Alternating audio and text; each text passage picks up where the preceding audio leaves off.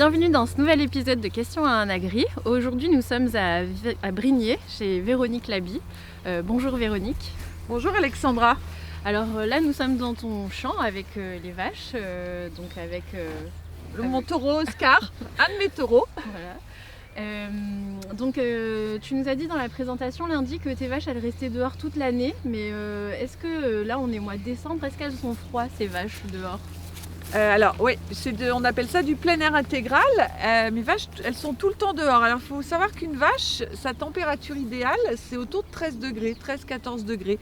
Donc en fait, aujourd'hui il fait 3-4 degrés, tu vois, on est à 10 degrés d'écart. Elles sont bien. En fait, elles craignent plus le chaud. Quand en plein été, il fait 35-40 degrés, elles sont vraiment pas bien. Que là, à partir du moment où elles ont à manger à volonté, à boire, qu'elles ont des espaces pour se mettre à l'abri, des bois, des haies, des murs, elles sont bien. Elles n'ont pas l'air de grelotter quand tu les regardes. Non. Et là, donc, on voit il y a plein de petits veaux. Ils sont nés il n'y a pas longtemps, c'est ça? Alors ma période de naissance, elle se situe fin août, septembre, octobre. Ils naissent à l'automne pour que quand on rentre dans l'hiver, donc là au mois de décembre, ils aient déjà au moins 2 mois pour être suffisamment armés pour bien résister au froid. Mais ils ont des petits abris et puis ils tètent leur mère, ils se réchauffent, ils courent, le matin on les voit courir, ils jouent ensemble, donc ils ne souffrent pas du froid. Et on entend souvent dire que l'élevage, il y a de l'élevage intensif et que c'est source du réchauffement climatique. Est-ce que tu peux nous dire déjà, pour avoir une idée sur le Rhône ou sur la France, une ferme en moyenne, c'est combien de vaches? Alors une ferme en vaches à viande dans le département du Rhône, c'est autour de 50 vaches. En France, c'est un peu moins de 60 vaches par ferme. Donc on est vraiment sur des petites structures assez familiales et en moyenne on a entre 60 et... Enfin moi j'ai 110 hectares d'herbe. Donc tu vois, on est sur des petites structures, on est loin des grands feedlots qu'on peut voir de l'autre côté de l'Atlantique. On est sur des petites surfaces et les vaches entretiennent la prairie. Et du coup, donc si je comprends bien, donc c'est pas trop intensif, mais ça pourrait être quand même un moyen pour lutter justement contre ce réchauffement climatique avec la biodiversité qu'on pourrait trouver peut-être dans tes prés. Est-ce que tu peux nous en parler? Alors les vaches, c'est un fait, elles émettent du méthane en ruminant, donc c'est un des gaz qui est responsable du réchauffement climatique. Mais en compensation, les vaches, elles entretiennent la prairie et dans la prairie, on stocke le carbone est stocké. Donc en fait, elles compensent en fait. Et dans cette prairie, outre le fait de stocker le carbone, il y a énormément de biodiversité. Il y a toute une sorte de vie dans cette terre. Il y a ce qu'on appelle les bousiers par exemple qui mangent les bouses, qui permettent qu'elles pénètrent bien dans la prairie et qu'elles la fertilisent. Dans cette prairie, dans une prairie de vaches, j'en ai ramassé tout à l'heure, il y a des crins de vaches qui permettent aux oiseaux de faire leur nid au printemps. Il y a des haies, il y a des bosquets dans lesquels on trouve tout un tas de petits insectes. Il se passe plein de choses autour d'une prairie et autour d'un troupeau de vaches. Et on peut dire aussi quelque part que ces élevages qu'on a dans nos régions et dans nos campagnes, ils façonnent aussi les paysages. Tout à fait. Ils permettent aussi de garder ce qu'on a aujourd'hui.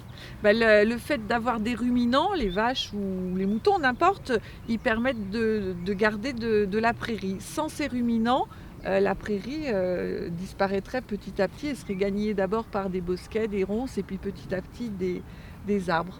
Donc c'est hyper important qu'il y ait encore de l'élevage dans nos régions. Elles façonnent le paysage, elles nous permettent en Savoie d'aller skier. Enfin, voilà, c'est tous les aspects positifs de l'élevage bovin.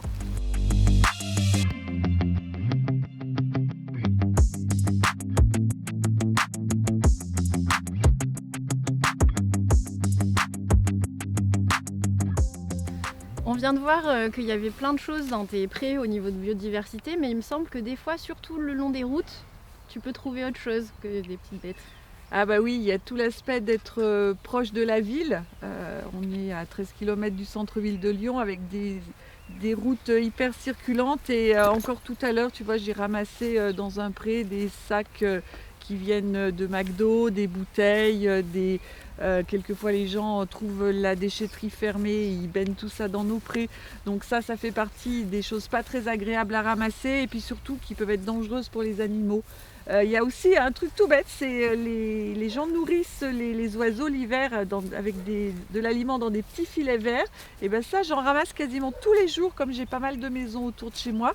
J'en ramasse carrément tous les jours dans les prés. C'est du plastique, donc les vaches, quand elles avalent ça, c'est pas très physiologique, donc ça peut les rendre malades. Donc c'est les petites boules avec les petits filets qu'on Avec accroche les filets, comme ça il faut chez soi. éviter ça, c'est du plastique. Dans la vidéo de présentation lundi, tu nous as parlé de la manière dont tu commercialisais. Est-ce que tu peux nous en dire plus du coup sur la manière dont tu valorises ton travail de tous les jours? Alors mon travail, je le valorise en tant qu'éleveur sélectionneur en faisant les meilleurs croisements entre les taureaux que j'achète et donc les veaux qui vont naître, que je vends à d'autres éleveurs dans le département du Rhône, mais en région Auvergne-Rhône-Alpes et quelquefois même beaucoup plus loin. Donc voilà, c'est directement de la génétique que je vends à d'autres éleveurs. Et puis il y a l'aspect vente de viande directement. Et donc j'ai un atelier de découpe et donc mes vaches, je les engraisse, je les emmène à l'abattoir et j'ai un boucher qui découpe. Et je vends la viande à la ferme tous les vendredis soirs au marché fermier de la Jamaillère. Je vends ma viande directement aux consommateurs qui vivent autour de chez moi et qui voient mes animaux dehors. Voilà, donc ça c'est un travail qui est valorisant parce que je peux directement partager avec les consommateurs la manière dont je travaille, la manière dont j'élève mes animaux, leur expliquer vraiment quel est le travail d'un éleveur et la passion qui nous anime. Ok, ben merci en tout cas pour Merci cet Alexandra entretien, d'avoir participé à notre événement. Merci d'être venue me voir. Et donc on va se retrouver la semaine prochaine pour le dernier épisode de Questions à un agri. On se retrouvera à Saint-Laurent-d'Anny chez Cédric Marchand qui est maraîcher. N'hésitez pas à poser toutes vos questions dans les commentaires des vidéos.